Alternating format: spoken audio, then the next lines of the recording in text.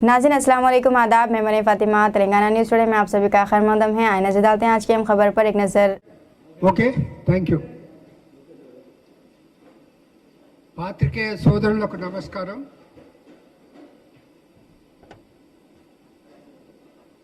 ముఖ్యమంత్రి కేసీఆర్ గారు నిన్నటి నుండే మోడల్ కోడ్ ఆఫ్ కండక్ట్ను ఉల్లంఘించడం మొదలుపెట్టడం జరిగింది.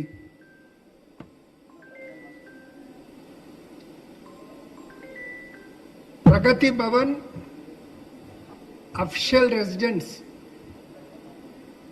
ముఖ్యమంత్రులు మంత్రుల అఫిషియల్ రెసిడెన్స్లో రాజకీయ పరమైనటువంటి పార్టీ పరమైనటువంటి కార్యకలాపాలు ఏవి జరగకూడదు.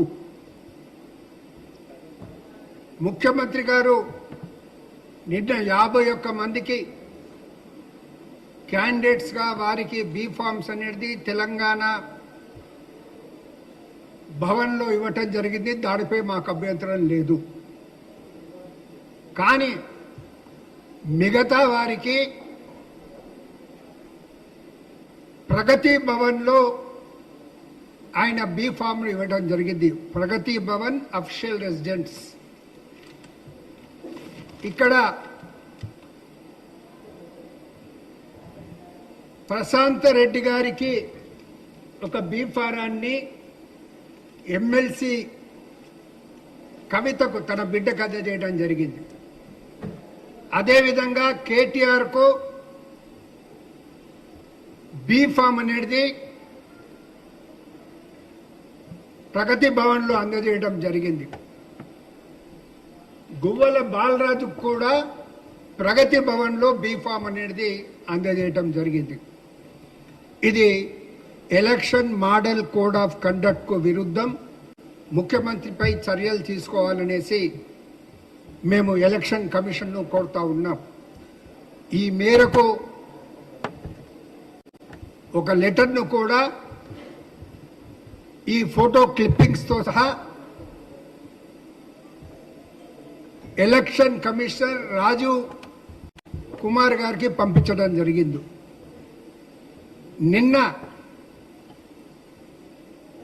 హుస్నాబాద్లో జరిగిన పబ్లిక్ మీటింగ్లో